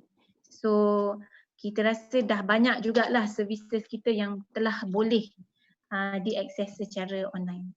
Okay. Tetapi memang ada yang masih perlu certain issues yang perlu di-resolvekan. Contoh macam MBRS lah yang paling ni sekali, MBRS lah kan. Cuma bersebut tentang my LLP tadi, my LLP sepatutnya syarikat PLT, Perkongsian Liability Terhad, perlu menghantar account declaration pada sebelum 30 bulan Mac kan. Jadi adakah mereka ni juga mendapat moratorium untuk mendapat moratorium juga ke Puan? Mendapat moratorium selama 30 hari juga, ya. Okey. So tidak ada masalah, tak ada late lodgement. Okey. Terima kasih Puan. Okey, ada soalan daripada live ke Cik Ashraf? Ada. So, dalam group kita beri laluan kepada Puan Fatin Nat. Silakan Puan Fatin. Okey, terima kasih banyak. Assalamualaikum, selamat petang. Saya nak tanya ada beberapa soalan, ringkas saja. Pertama berkenaan dengan change of name. Macam saya ada klien dah minta untuk change of name baru-baru ni dan dah diluluskan dalam Myco ID. Jadinya sebab dia kan next proses kan kena hantar ke kaunter kan. Jadi sebab tak boleh hantar ke kaunter, adakah approval of name tu dah klien dah boleh guna ke tak? Okey. Dan kalau dah boleh guna pun kalau dah boleh guna pun macam mana pula dengan CJ lah. Okey. Itu dulu soalan yang pertama. Boleh tak Puan ajukan pertanyaan-pertanyaan ini kepada inquiry. Kita punya inquiry dah beroperasi. Puan boleh ajukan kepada inquiry supaya spesifik case seperti ini dapat ditangani. Okey. Sebab saya bukan dari operasi, so saya tak boleh nak bercerita lanjut lah. Okay, saya cadangkan Puan addresskan pertanyaan Puan ni kepada inquiry@ssm.com.my. Okey, baik. Saya Terima rasa kasih. akan ada bantuan. Okey. Terima kasih sebab klien. Okey, soalan seterusnya berkenaan dengan PD2 juga. Yang tadi mungkin ada kena-mengena. PD2 macam ada yang nak tukar nature sebab sekarang ni kan bisnes orang dah tiba-tiba bertukar macam-macam kan. Jadinya dia nak tukar bisnes dia tu kepada nature lain. Jadinya PD2 jadinya macam mana tu pula nak buat submission PD2 tu? Okey. PD2 sekarang seperti kalau benda ni kena buat melalui kaunter. Melalui kaunter dan memang kena tunggu sampai tarikh sampai PKP berakhir. So klien tu kena tunggu dulu. Cik Fatin kena nasihatkan klien untuk tunggu dulu. Kita maklumkan kepada mereka yang PD2 ni tidak dapat dibuat sebab dia over the counter. Jadi itu cara terbaik. Mereka jalan je dulu bisnes tu. Yang nak tambah bisnes kan, jalan je dulu, lepas tu baru tambah PD2 tu.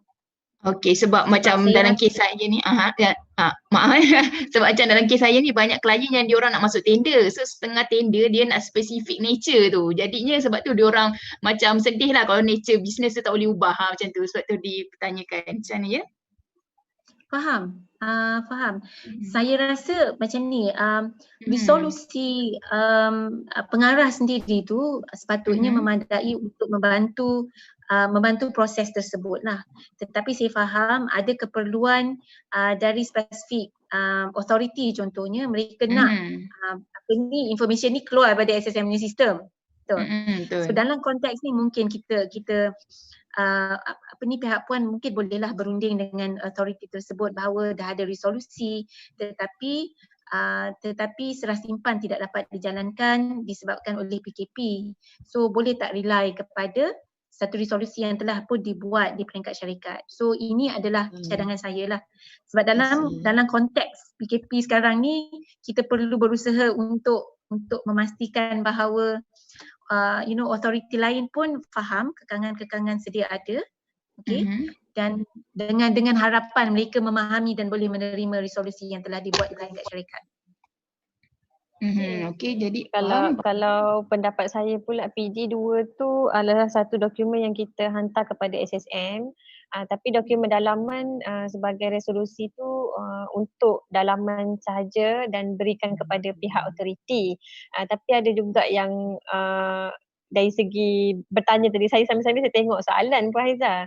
So soalan dari situ, adakah menjadi kesalahan pula kalau kita buat sahaja bisnes tersebut tanpa kita update lagi PD2? Adakah menjadi kesalahan? Saya rasa tidak ada kesalahan. Okay, saya rasalah tidak ada kesalahan because syarikat sentiasa berbuat. Dari segi undang-undang, syarikat sebenarnya boleh menjalankan apa-apa sahaja jenis perniagaan as long as it is legal. Itu adalah kedudukan undang-undang. Apa yang kita nakkan adalah rekod tersebut. So it is just a matter of record yang tidak dapat diserah simpan dengan SSM. So ini bukanlah kesalahan, ya. Lebih kepada rekod yang tidak dapat diserah simpan dengan SSM dan orang kata dikongsikan dengan publik. Itu sahaja. So dari segi perundangan saya tak nampak ada kesalahan berlaku lah. Kalau boleh saya tambah Puan apa tadi Fatin Cik Puan Fatin kan? Okey, Cik Fatin kalau boleh saya tambah mungkin menjadi tugas setiausaha syarikat lah untuk bincang dengan pihak autoriti tersebut. Katakanlah bank yang minta kan, katakan bank yang minta, kita boleh bagi nasihat kat situ yang kita tidak boleh nak submit dan sila gunakan resolusi ini sebagai salah satu yang dipersetujui oleh semua board of director untuk menambahkan business activity dalam syarikat. Okey? Betul. Okey, Puan Fatin ada extract of ni members director. Okey, Puan Fatin ada soalan lain lagi ke? Okey, last satu soalan last berkenaan dengan owner baru yang nak daftar enterprise. Saya dapat banyak juga soalan yang diorang nak buka enterprise mungkin atas sebab bantuan-bantuan tertentulah. Jadinya buat masa ni kira memang tak boleh buka ke enterprise-nya? Boleh, tak ada masalah sebab kita punya EasyBiz telah pun telah dibuka pun pada pada 30 Mac. 30. Tak perlu syok jari ke untuk verification? Oh ini baru pertama kali ke? Baru pertama kali. Ya betul. Okay. Kalau pertama kali mungkin akan ada masalah lah sebab nak kena verify kan identity kan. Kalau pertama kali memang masalah sikit lah. Masalah sedikit. So kiranya senang cerita kita cakap dekat klien yang buat masa ni memang tak boleh lah atas sebab faktor yang verification tu. Betul. Yes, verification. Okey, itu saja soalan dari saya. Terima kasih banyak. Assalamualaikum. Okay, waalaikumsalam. Terima kasih ya. Sama. Okay. Seterusnya kita bagi pada Puan Jocelyn untuk tanya soalan. Hello. Silakan. Hello, ya, dengar. Hello, dengar? Hello. Dengar. Hello. Silakan tuan. Okay. I nak tanya tentang itu, I ada berapa soalan nak. Pertama ialah kalau ini sekarang Micro ID sudah buka kan? So itu 30 days moratorium apply to itu dokumen yang to be submitted melalui Micro ID tak? Boleh submit sekarang, okay. Tetapi kalau nak tunggu sampai PKP berakhir, boleh juga. So tak ada masalah. Then dia ada 30 hari moratorium jugalah. Yes, betul. Okay. Then second question is sebab I sudah submit itu name search untuk change of name, tapi I tak boleh submit itu form section 28 kepada counter. So itu name search sudah expire on 6 of April. So macam mana I kena submit lagi satu further name search untuk further reserve itu nama atau macam mana? Untuk isu-isu operasi seperti ini, saya suggest Puan untuk email kepada enquiry@ssm.com.my. Mereka ada tim yang untuk bantu Puan. Okay. Then soalan ketiga, itu dokumen yang query by SSM before MCO, dia ada moratorium period juga tak? Okay. Technically speaking ada Puan, okay, sebab you have to actually return to us dengan that information. So technically speaking ada.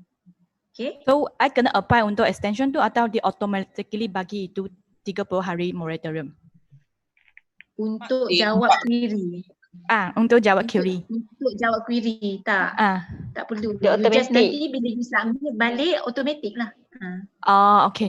Then lagi satu question. Kalau I ada some document dia sudah due for submission before MCO, tapi dia sudah late, dia tak boleh submit.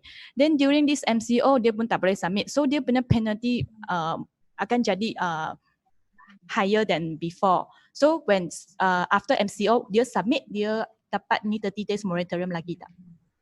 Dapat Puan, dapat. Soalan tu soalan yang sama sebenarnya. Soalan yang sama dah beberapa kali ditanya, dapat moratorium 30 hari tersebut. Tapi before MCO dia sudah kenakan penalty. Dia sudah ada penalty.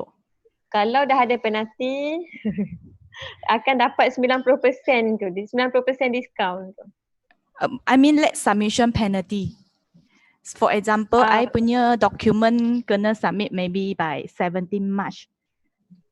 Sorry. For example, kalau memang dalam sistem, kalau dalam sistem dah ada, because dia technically speaking dia tidak terkesan akibat the MCO, chances are you memang kena late lodgement. Chances. Kena late lodgement lah. Tapi sebab you dah kena pun sebenarnya. Tapi because of MCO dia punya late lodgement lagi tinggi. So dia sebab mungkin sebab kalau submit I punya dokumen kena dalam sistem Puan, dalam sistem dia tu dia akan late lodgement tu akan bertambah lagi lah. Ini akan meningkat lah. Akan meningkat lah. Ini sistem apa yang Myco ID ke? Myco ID ke? Myco ID juga and over counter submission juga lah kalau macam tu. Kalau yang Myco ID tu memang bertambah lah. Dan yang macam tadi kita ada soalan you tadi tu kan, dekat Myco ID tu kita boleh minta extension of time juga kat situ. Itu pun ada kena penalti juga sebenarnya. Kalau yang dah approve name kan tadi kan, soalan tadi kan. Dah approve name, lepas tu tak sempat nak buat, kita dalam tempoh MCO. Itu kita boleh minta extension reserve name kan 30 hari. Kita boleh minta lagi reserve name tu, extension of reserve name tu, itu memang kena juga bayaran. Tapi I tak boleh submit because dia MCO. I tak boleh submit within itu reservation period. Yeah. So I kena apply lagi. Saya faham sebab ada period yang di mana sistem kita tidak deaktifkan. So that's why saya rasa dalam konteks seperti ini mohon Puan email kepada enquiry supaya ada tim yang boleh bantu Puan. Okay?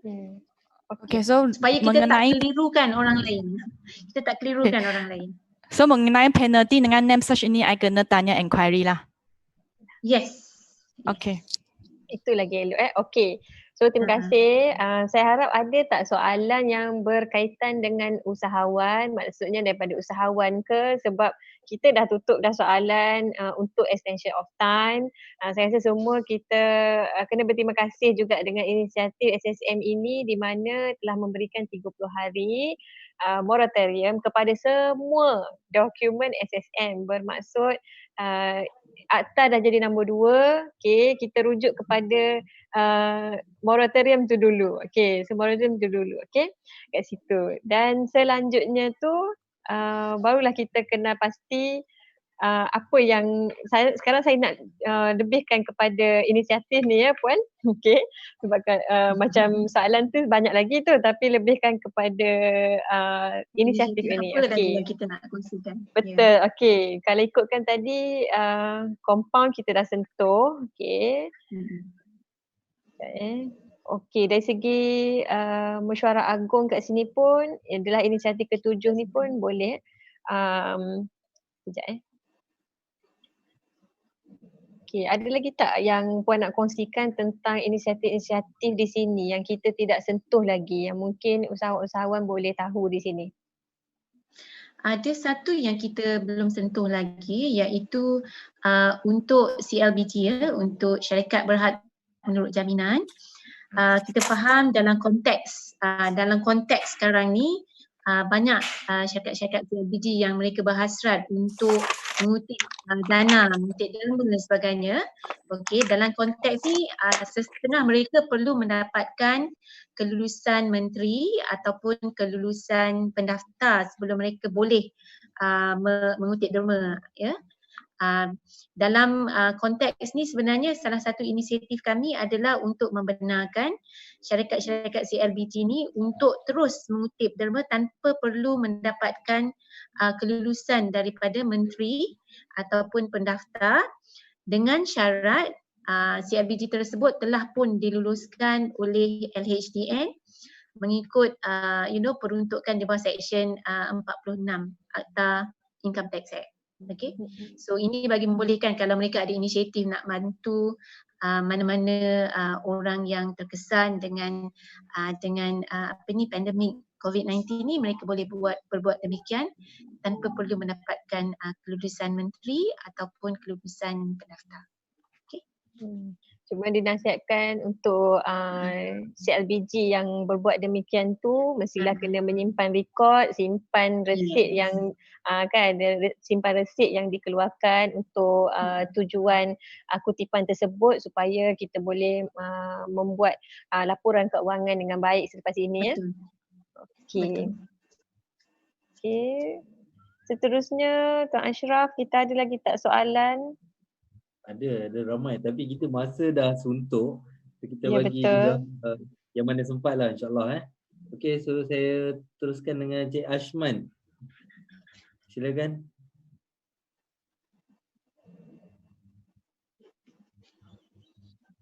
Cik Ashman.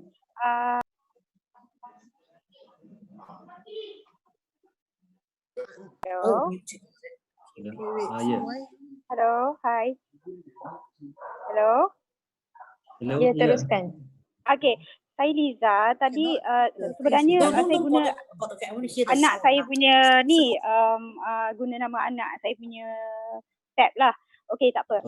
Saya nak bertanya, ada yang berkata EOT tu dia kata 3 bulan atau 90 hari sebenarnya. Saya nak tahu 3 bulan atau 90 hari, yang mana satu? Itu je soalan saya. Terima kasih. 3 bulan atau 90 hari ataupun 3 bulan atau 90 hari ataupun 30 hari, Puan? Okey, yang EOT yang EOT kita akan buat clarification. Kita akan buat clarification, Puan, melalui kita punya revise PD. Dia kita akan tetapkan selama 90 hari. 90 hari. Terima kasih. Yes, 90 hari. Okey. Okey, Puan, sebenarnya kita dah tutup soalan tentang EOT ini, ya, sebab memang ramai sangat bertanya tentang EOT ini. Okey. Saya nak tanya pendapat Puan Haizal lah kan.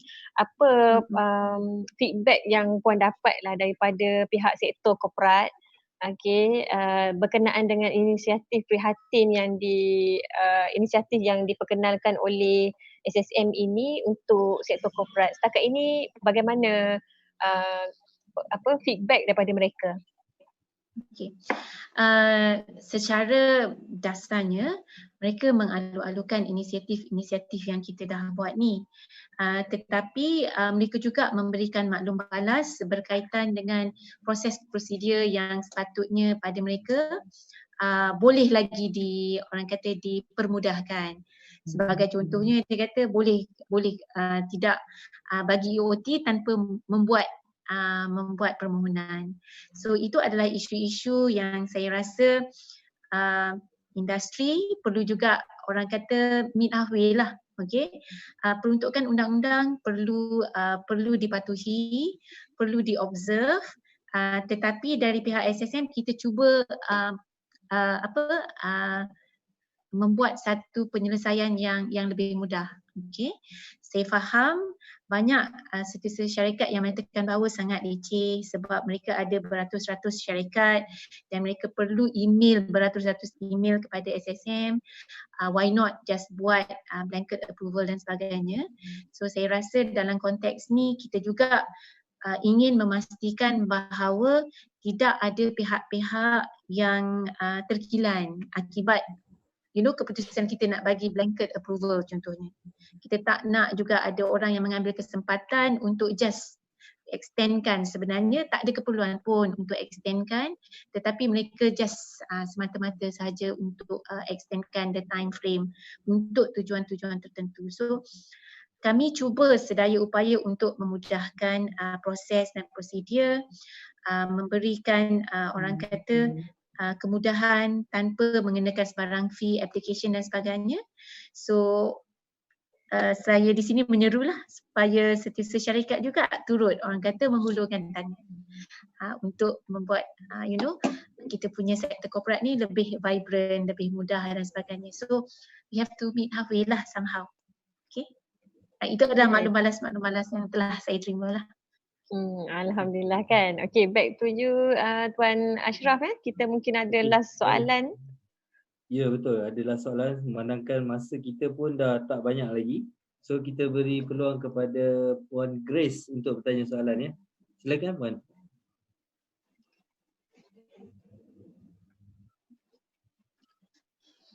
Puan Grace, sila.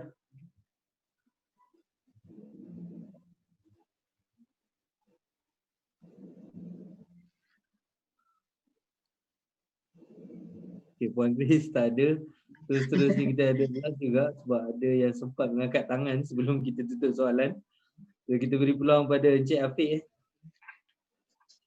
Silakan Encik Afiq. Saya nak tanya, kalau adakah kan kalau kita submit annual return melalui MBRX kan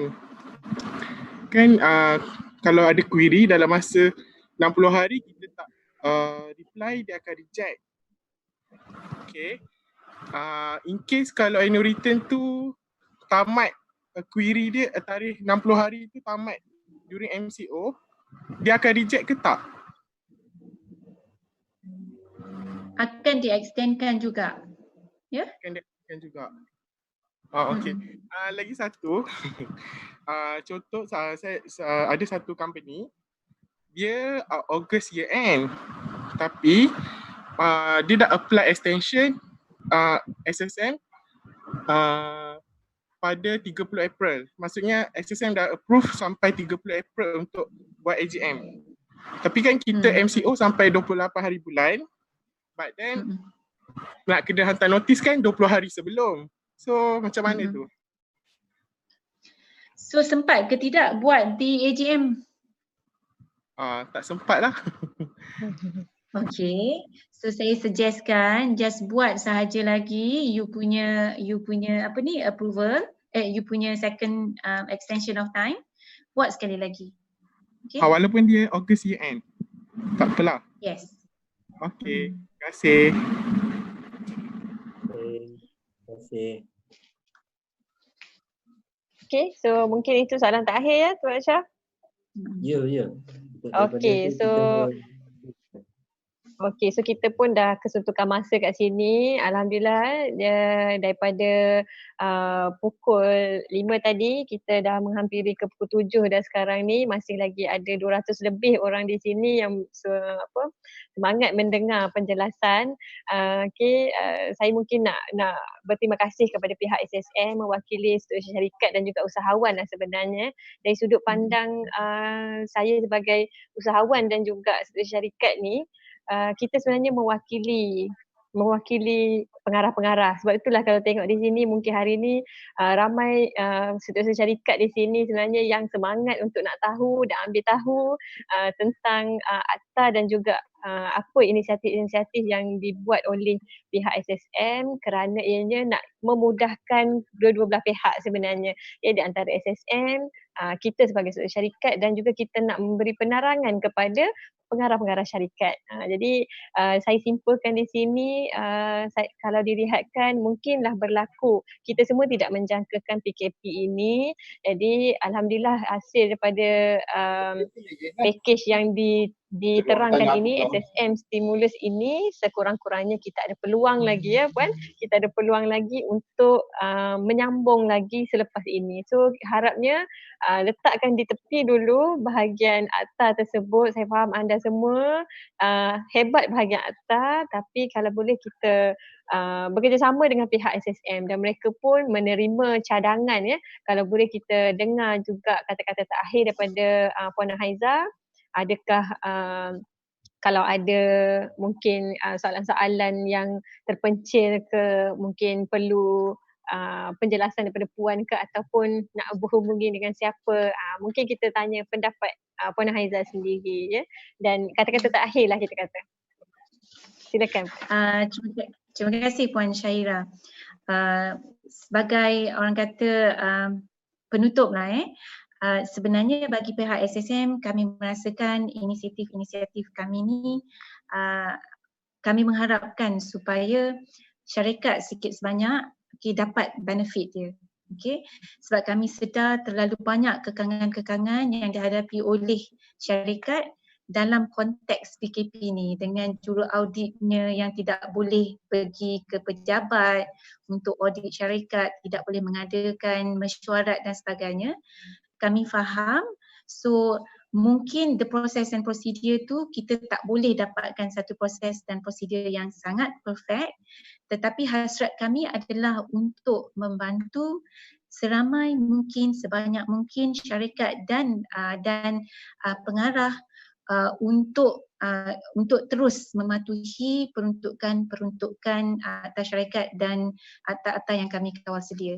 So the last thing yang kami nak adalah tiba-tiba disebabkan PKP ni berlaku banyak pelanggaran undang-undang yang sebenarnya tidak disengajakan, right? So because of that, these are actually the stopgap measures yang kita introducekan untuk memastikan kita semua faham keperluan undang-undang tetap ada, tetapi ini adalah cara untuk kita address orang kata the gap. So memang tidak perfect. Tidak ada orang kata prosedur yang perfect, tetapi like situasi ini memerlukan cabaran yang kita hadapi ni, kita perlu berikan jalan penyelesaian yang orang kata bersesuaian dengan dalam konteks ni juga. So saya harap setiap syarikat terus dapat memberikan orang kata khidmat bakti kepada syarikat-syarikat dan try juga untuk observe peruntukan undang-undang di samping the measures yang kita carve out kan just untuk kita orang kata hadapi krisis ni. Okey. Terima kasih. Okey, baik. Terima kasih. Ya, back to Encik Ashraf. Okey, terima kasih Puan Syaira selaku moderator kita pada petang ini. Dan juga terima kasih banyak-banyak juga kepada Puan Nur Haiza di atas perkongsian dan penerangan kepada soalan-soalan yang ditanyakan dalam room kita pada petang ni. Alhamdulillah kita dah cover bukan setakat ada 2 inisiatif yang diumumkan kerajaan, tapi ada penambahan 5 lagi daripada SSM. So jumlah keseluruhan inisiatif adalah sebanyak 7 inisiatif daripada SSM. Betul Puan Haiza? Betul. Ya, ada 7. Okey, baiklah tuan-tuan dan puan-puan. So sampai setakat ni dulu kita punya sesi bimbingan online dengan topik persyarikatan pada petang ini. InsyaAllah kita akan berada di siri yang akan datang dengan tajuk-tajuk yang lebih menarik lagi. So pastikan tuan-tuan dan puan-puan sentiasa follow InScan di media sosial, di Facebook, di Instagram untuk dapatkan maklumat-maklumat yang terkini. Dan iklan-iklan untuk sesi-sesi seperti petang ini juga kita muatkan dalam social media kita. So jadi tuan-tuan dan puan-puan jangan lepaskan. So sila follow InScan pada musim PKP ini. InsyaAllah macam-macam tajuk lagi kita akan cover. Jadi seterusnya kita akan jumpa lagi sesi akan datang. Terima kasih semua. Assalamualaikum warahmatullahi wabarakatuh dan selamat petang. Bye everyone. Thank you. Okay, bye. Thank you. Bye. Assalamualaikum. Thank you. Terima kasih semua. Thank you.